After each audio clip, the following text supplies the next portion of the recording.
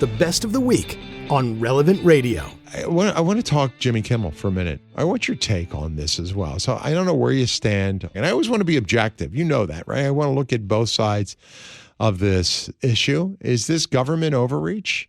You got to be honest. Kimmel didn't just step in and he kind of jumped into it. He went on the air after the death of Charlie Kirk when the nation was really quite raw. And he used language that a lot of people saw as inflammatory. And he made personal attacks. People said, hey, this is over the line.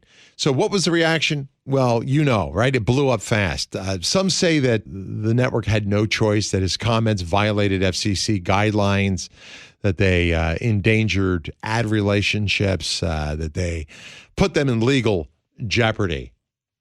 Others said, hey, it's not about the law. This is about ideology. It's about silencing a voice because it happened to go after a prominent conservative.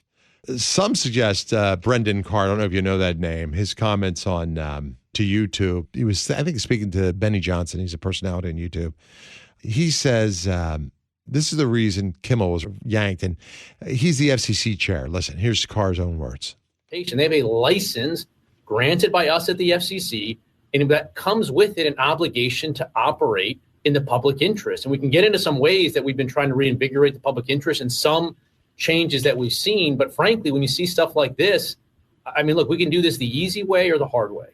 These companies can find ways to change conduct, to take action, frankly, on Kimmel, or, there's going to be additional work for the FCC ahead. Obviously, look, there's calls for Kimmel to be fired. I think, you could certainly see a path forward for suspension over this. And again, the FCC is going to have remedies that we could look at. And again, we may ultimately be called to be a judge on that. So that was the FCC chair, Brendan Carr. I'm joined right now by James Hirsen. I want his take on this. James, a longtime friend of the program, and it's always good to have him. He writes for Newsmax. And Jim, unpack it for me. What went down as you see it, and how do you see this suspension, if you will? Well, yeah, it's good. Indefinite suspension. Look, this decision was reportedly made by Bob Iger, who's a very smart guy, and he is the current CEO of Disney. He's got his hands full with a company whose brand has been destroyed. But according to reports, even after ABC essentially had the program dropped by almost 400 stations by these companies, Nexstar and Sinclair, because that's a really key moment right there. They both dropped Jimmy Kimmel, and it was gone from the airwaves of almost 400 television stations. Bob Iger was still willing to leave the show on. He said to Jimmy Kimmel, if you go on the air and during your monologue you do an apology, you can keep the show. And Kimmel refused and instead said he was going to double and triple down and do some sort of monologue that would continue attacking. So that's a big part of this. Also, I think people misunderstand that we have a completely different regulatory scheme when it comes to broadcast. What we're on right now is part of what is called the broadcast spectrum. Yeah.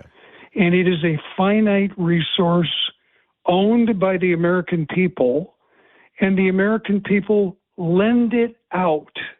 And because of that, the FCC has always been able to regulate speech in a way that other parts of the government could not.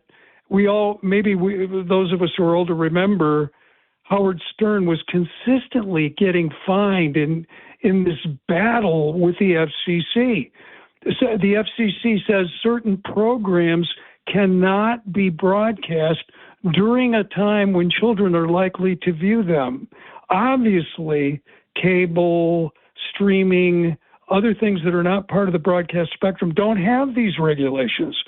So Brendan Carr, by talking about the public interest, by talking about something that he personally, of course, and that literally more than half of America, the vast majority of Americans are appalled at the lack of sympathy, empathy, and understanding when a great human being like Charlie Kirk is gunned down in public in front of his children. Yeah.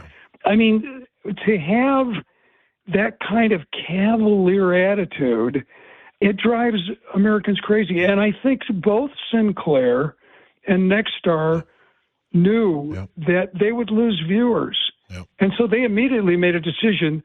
And this is clear business because Kimmel has been losing his viewership for 10 years consistently. It's almost half what it used to be 10 years ago. Well, you alienate half your audience. You know, when you take like these late night shows, you know, they used to be all about, like, look at Johnny Carson, be relatively neutral in his positioning, but would have celebrities. You're there to see the stars that you're interested in.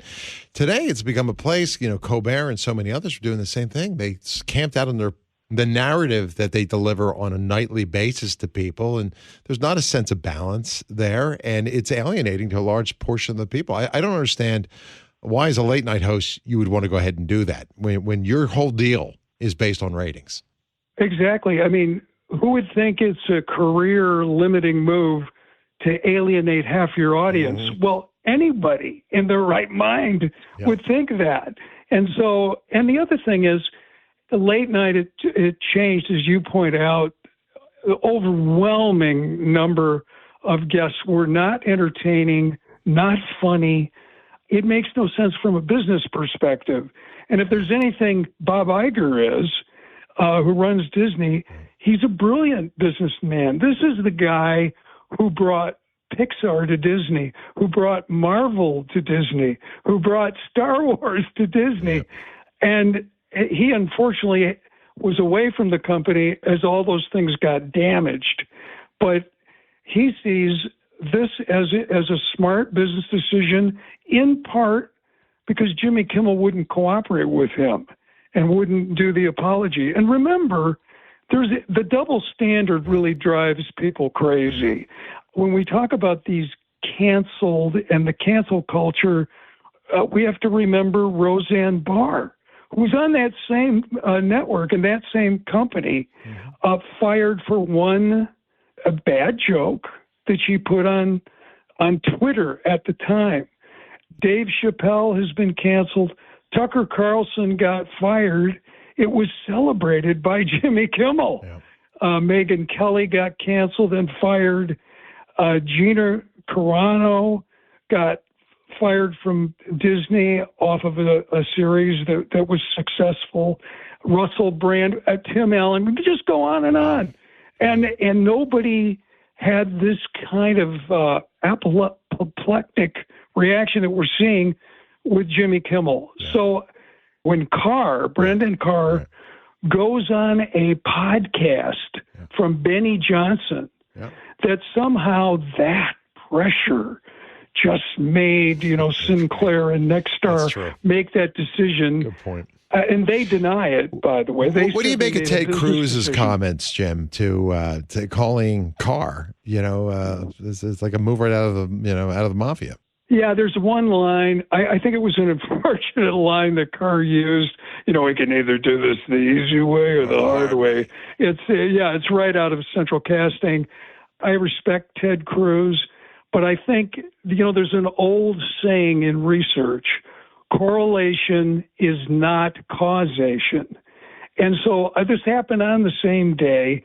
It was the next day after the shock, really, that Jimmy Kimmel, and it's very important to note, what Jimmy Kimmel did was not just something that was in horrible taste, inappropriate.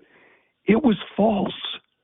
The evidence had already come out showing the motive of Tyler Robinson, showing that he had a political motive from the left. Yep.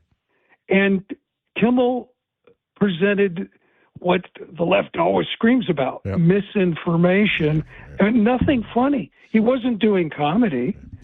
He was doing a newscast. Jim, thank you for your time. People can follow you at jameshirsen.com or at the Jim Jams. And, of course, read the Left Coast Report at newsmax.com. We'll catch up again soon, Jim. I look forward to our next exchange. All right. Sounds great, Drew. God bless you, and thank you for your work. God bless you. Hey, like what you just heard? Then share it with your family and friends. And thanks for listening.